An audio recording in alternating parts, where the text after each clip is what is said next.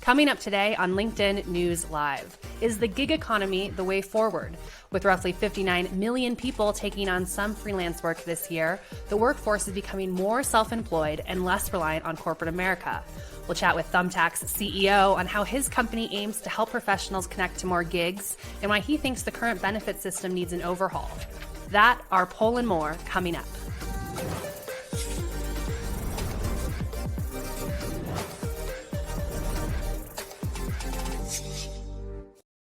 Hello, I'm Caroline Fairchild, and welcome to LinkedIn News Live, where the business conversation begins with you. It's Monday, October 5th, and here's a quick look at the top stories that are trending right now on LinkedIn. President Trump remains at Walter Reed Hospital today, where he's being treated for COVID-19. His physician, Dr. Sean Conley, said Sunday that Trump's condition was improving and that the president had experienced 2 episodes of transient drops in his oxygen saturation and had been given the steroid dexamethasone.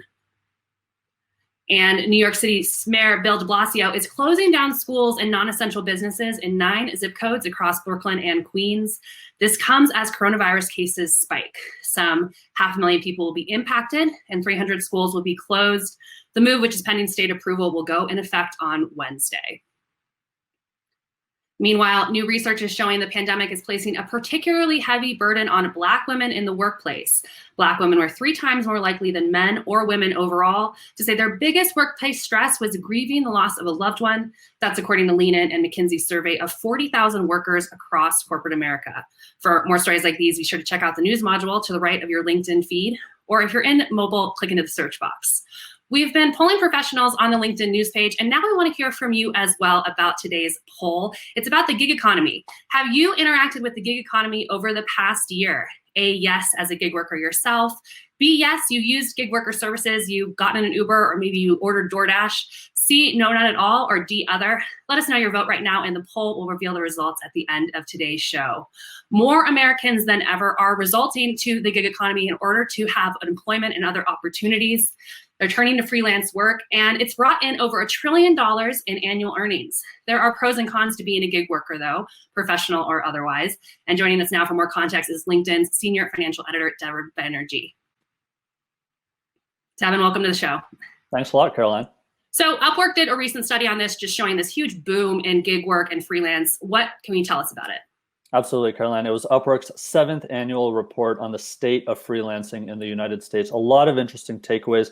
Let's start with just the growth of this economy. So in the 5 years preceding this year, 2014 to 2019, we saw this so-called gig economy grow by just under 1 million workers a year. This year, though, we see this jump of 2 million workers entering this workforce to now about 59 million in total, as you said. That's about 36% of the US workforce. As you also said, Caroline, freelancers this year are on track to contribute about $1.2 trillion in earnings. That's up 22% from last year. Another finding is that companies of all sizes are turning to freelancers to fill those gaps, to take on those projects during this economic downturn. Another finding is generationally, we're really seeing this freelance economy provide opportunities for young working adults. It's a tough job market right now for recent graduates of high school or of college. And so more than half of the Gen Z workforce, that 18 to 22-year-old segment of the working population, have freelanced in the past year. So again, all company sizes, all ages, but especially young workers. And this also jives with our recent data here at LinkedIn. Right, of course, given just how massive this impact has had on the economy, I know that our research team has been looking into this data as well, particularly about the confidence of these freelance workers. What are we finding? Absolutely. So we here at LinkedIn on a bi-weekly basis are taking the pulse of workers' confidence in their job prospect, their personal finances, and their career outlook. So let me go back to the beginning of this pandemic. What we saw was a very difficult spring for freelancers. That March and April period when the pandemic hit, companies froze budgets. Those projects for freelancers and contractors were very difficult to come by. Then what we saw is starting in about early May, companies really found their footing, and they had made those quick short-term adjustments already, and they were ready to assign work again to freelancers and independent contractors. You could see that curve bend starting in early May. the confidence in gig workers' finances and job prospects really started to tick up from there. More recently, Caroline, we also asked active job seekers in the US, what would you consider doing to find your next opportunity? And of 10 options like relocating or going back to school or pivoting to work in a different function or a different industry, of those 10 options, the third most popular was working as a freelancer or taking on independent contractor work. So about 48% of active job seekers are considering doing that right now. And of course, a lot of the reason why people are turning to this work right now is because of personal finances, trying to figure out how they can make ends meet right now during this pandemic. For those who are in the stream right now who are gig workers potentially, what do we know about how they're managing their money during this time? There are a lot of nuances, Caroline, to your personal financial management as a gig worker. So first, at a high level perspective, relative to full-time workers who get those employer-sponsored benefits like health insurance, 401k plans, and employer matches to those plans, paid time off, relative to them, gig workers really shoulder these responsibilities largely on their own. So let's start with a couple things they should be thinking about. Number one, and I took this from several experts who have published on LinkedIn on this topic. Number one is building emergency savings immediately. Gig workers are most susceptible to financial hardship if they have to miss work due to an emergency because they're not salaried, they don't have that paid time off or other protections from their employer. So you want to start by trying to save just maybe $1,000 and then working your way up to maybe 3 months of living expenses, then 6 months, then 9 months. Number two, retirement savings. As I said, without that employer-sponsored 401k, you're largely on your own when it comes to saving for the long term. So you want to open an IRA and also consider automating a percentage of your paychecks that goes directly into that account. You also, of course, want to think about health insurance. If you don't have health insurance via a second job or a spouse, and actually about 2/3 of gig workers report not having health insurance via their spouse, you want to research your state's health exchange and consider buying that coverage. Because look, if you're not taking care of your health and you're not even healthy enough to work, then all of these things we're talking about, Caroline, don't even matter, right? I'm going to go ahead and say hello to some members who are joining us in the stream right now. Devin Joseph from Philadelphia, Andrea from Mexico, Ben from Canada, Martha from Los Angeles, and George from Connecticut. Thanks for joining us on LinkedIn News Live, where we're having a conversation about the future of the gig economy. I actually want to bring back the poll that we have for the members in the stream today. Have you interacted with the gig economy over the past year? We're curious. We're seeing a huge uptick, but want to know what you're thinking in the stream right now. A, yes, you're a gig worker yourself. B, no, you're using gig worker services. C, no, or D, other. Vote will reveal the results of the poll at the end of today's show, but also talk to each other in the stream about what you're finding. Devin, we see this huge increase right now, but is gig work here to stay? Are we going to see this increase continue past the pandemic? Caroline, looking at the recent trend lines and all of the recent research, my personal conclusion is not only is it here to stay, it's here to grow. So looking at some recent research from MasterCard and Kaiser Associates, they are projecting that gig economy transactions will grow by about 50% from where we are now in just the next 3 years. And look, all these benefits that we talk about with the gig economy, offering flexibility to choose hours, to choose where you work, to choose who you work for, and to take on all these different jobs and build all these different skill sets, all of that is also causing non-gig workers who are new to remote work during this pandemic to consider freelance work. So this is according to that Upwork study that we mentioned at the top, Caroline.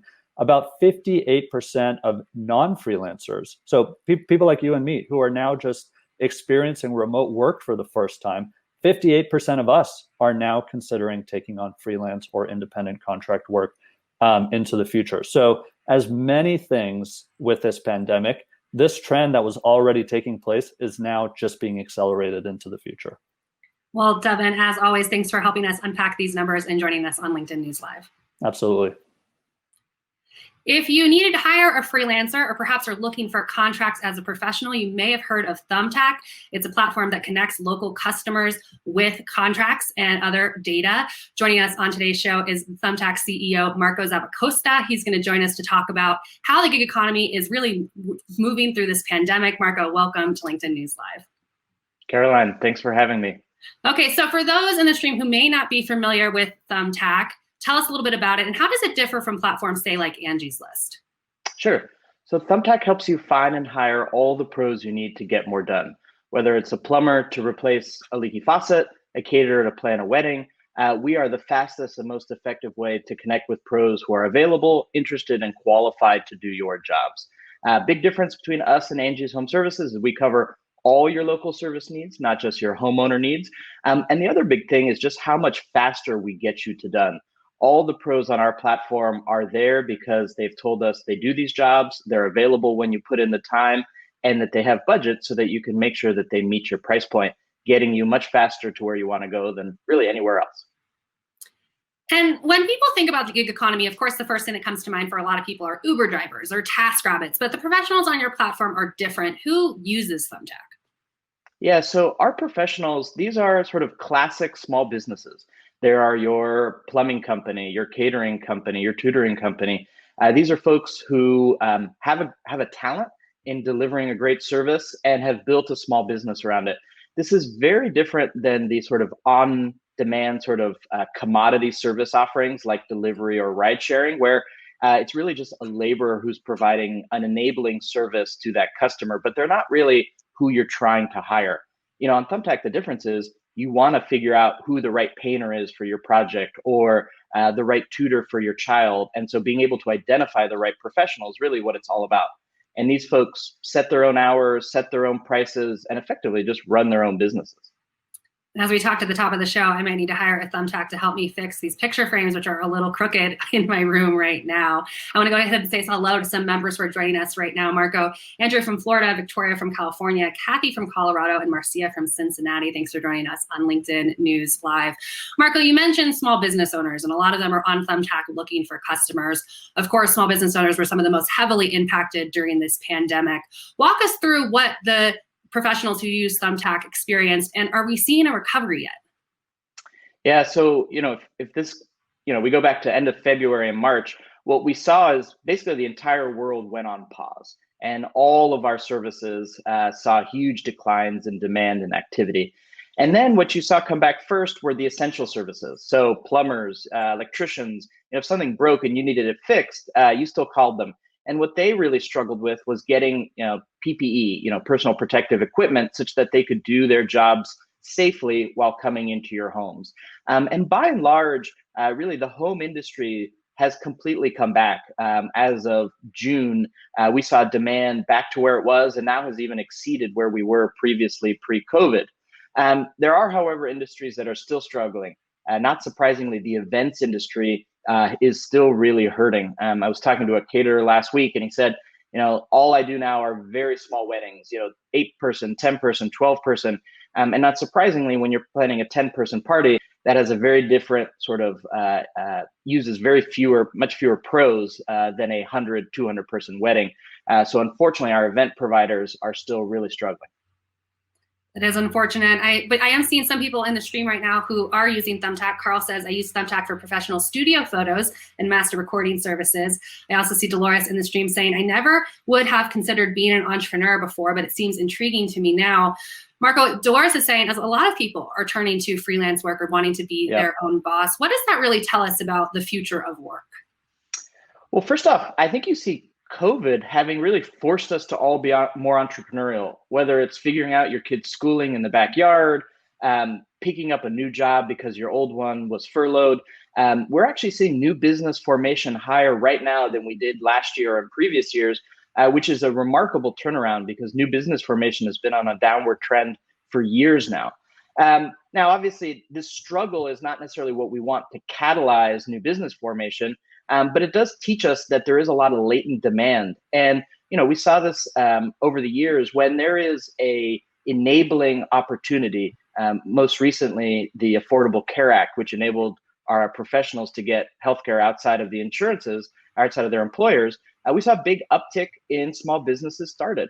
And what that highlights to me is it's not simply the talent that's out there or the desire that's out there, but it's also the circumstance in which we support them and enable them to go chase their dreams. And really, there's not going to be a future of work that's positive and supportive and one that we're proud of without these service professionals feeling like they have the chance to go start their own businesses and chase their dreams. And of course, the business opportunities are changing amid this pandemic. We mentioned a study from Upwork at the top of the show, and it found that 59% of freelancers are actually going into skill training right now during the pandemic to shift their businesses. Are you seeing the same thing on your platform? So I wouldn't say we're seeing as much of that. We help you in the real world, in your home, at your wedding. And these are things that have shifted because of COVID. So we're seeing a lot of personal trainers or tutors move their classes online rather than doing them in person. But the substance of what they do has stayed the same. If anything, the home has become more important. And so we see people doing more home projects, maybe being more annoyed by that simple thing that they hadn't fixed in a long time, but now they're staring at it and they need to get it fixed. So it's not so much a shift in what is being worked on, but maybe the how has evolved a bit. And Marco, I'm seeing some questions in the stream. Dolores says, the problem is I hear a lot of feedback that they're just not making enough to live on this. How, or what are you seeing on the platform in terms of people moving to these freelance jobs, and are they able to really support themselves when using Thumbtack? Oh, absolutely. The median wage on Thumbtack is over $50 an hour. These are jobs that enable people to earn a middle class, upper middle class lifestyle and can really support their families. And that's very different than the on-demand sort of low wage or sort of commodity service offering platforms. And that's because these folks bring a real talent that is unique and often in short supply. You've heard things around the shortfall in the skilled trades and our plumbers and our carpenters and folks like that. And the flip side of that is they're able to demand a solid wage. Now, it's true that you have to find success on the platform, and that requires investment and hustle. So not 100% of pros find a fit for it, but we have hundreds of thousands who are making great money plying their trade to customers that they find on Thumbtack. I'm seeing a question here too from Isaac. He's saying, how does Thumbtack ensure that freelancers on their app are really genuine about their abilities or skills, making sure that they know that the person that's going to come into their home, whatever it may be, is going to be able to deliver? Yeah, Isaac, it's a great question. So we think about it in two ways. First off, what we focus on as a platform is ensuring that this provider is who they say they are and running them through a series of checks to validate that. And any information that they put on the platform, be it a license or similar style of certificate, is validated so that you can be sure that everything you're looking at is valid and authenticated data. And when it comes to the quality of the service themselves, what we really look to is the massive reviews that they get through Thumbtack. And these are much richer than a simple review on a directory because it's tied to a specific job and a specific project at that. And so we're able to service much more relevant information to subsequent customers when they're looking for a painter. We can match them with one who's done that type of job in their zip code and show them reviews just for that. And that's how we build confidence and let our customers know that these are great pros to work with. And Marco, one of the ways that you support your pros is through a larger conversation that we've been having actually pre-pandemic on benefits and how we need to rethink the benefit system in this country. If those in the stream can believe it, Marco and I sat down physically together at a dinner in February where we were discussing this. This was a huge topic before the pandemic began. Where are we with this topic of portable benefits, and what do we need to get to in this country? Yeah, well, sadly, I think since February, we've moved backwards. So I'm here in California, headquartered here, and on the ballot is an initiative to really create a carve out just for these on-demand app platforms. Think ride delivery or ride sharing or delivery. And what they're reacting to is AB5, this updated worker classification law that California passed last year. And I'll admit, it's a very muddied and poorly written law. So I appreciate the frustration with it. But now what's happening is that these corporate interests are spending the most money that's ever been spent on a ballot initiative, $180 million, to rewrite themselves a special exemption that will require a ballot initiative to change. To me, this piles bad law on top of bad law, and worse, sets a terrible precedent.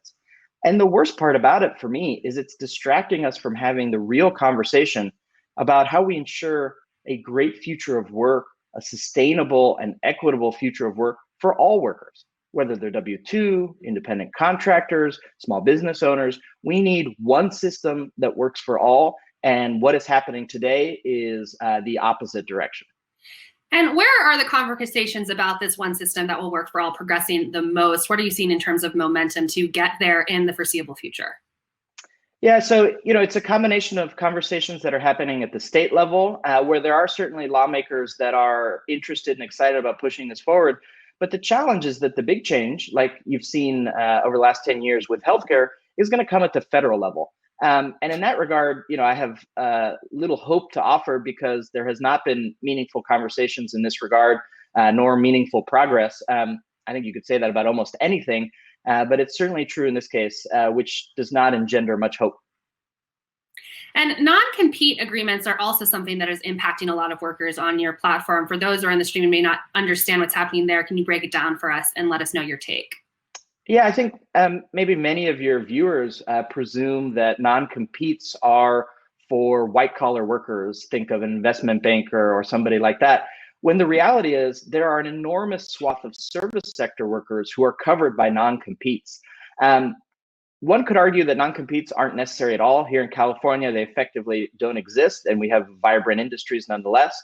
But they certainly should not be applied to those workers providing service work in various industries. There's just no good argument for imposing that burden on that individual to not be able to take what they've learned, the skills that they've acquired, and transfer that into a related industry.